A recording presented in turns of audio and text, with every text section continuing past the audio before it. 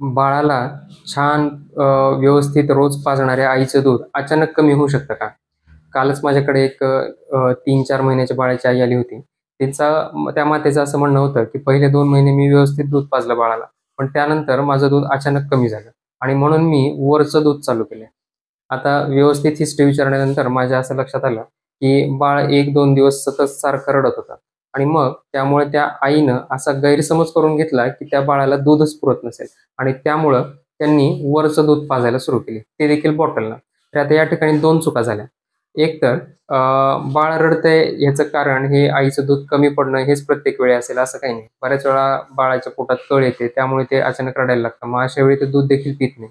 यावेळी आई गैरसमज करून घेते, की बाळाला दूधच पुरत नाही आणि मग ऐकीव माहितीवरून, आजूबाजूच्या स्त्रियांच्या सांगण्यावरून किंवा स्वतःबद्दलच्या कमीपणापोटी ती आई बाळाला वरचं दूध पाजायला चालू करते आणि मग असा एक स्वतःबद्दलचा गैरसमज किंवा संशय वाढत जातो, की माझं दूध पुरतच नाहीये. मग हळू बाळाला अंगावर पाजणं कमी होतं आणि मग नैसर्गिकरित्या आईचं दूध कमी होत जातं आणि एक वेळ अशी येते, की आईचं दूध बंदच होतं.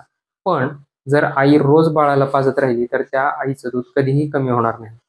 4-4, 5-5 वर्षाच्या मुलांना पाजणाऱ्या माता देखील मी पाहिलेल्या आहेत. अशा वेळी सांगायचं एकच आहे, की बाळाच्या रडण्याचा आईचं दूध कमी होण्याशी संबंध लावू नये. आणि दुसरी चूक त्या मातेची झाली होती, ती म्हणजे त्यांनी बॉटलने दूध पाजलं. दुधाची बाटली ज्या माता वापरतात बाळाला पाजण्यासाठी, त्यांचे बाळ सतत आजारी पडतात. कारण त्या बॉटलमधूनच बाळाला इन्फेक्शन होतं. मग तुम्ही वरचं दूध पाजा किंवा काही कारणानं आईचं दूध जरी बॉटलने पाजावं लागलं, तरीसुद्धा त्या बाळाला इन्फेक्शन होण्याचे चान्सेस राहतात. पण आईचं दूध जर अंगावर पाजलं, तर ते 100% स्टराईल असतं. त्यात इन्फेक्शन नसतं. त्यामुळं बॉटल किंवा इव्हन वाटी चमचासुद्धा जर निर्जंतुक नसेल, तर याद्वारे होणाऱ्या इन्फेक्शनचे चान्सेस बाळाला अंगावर पाजल्यानं राहत नाही.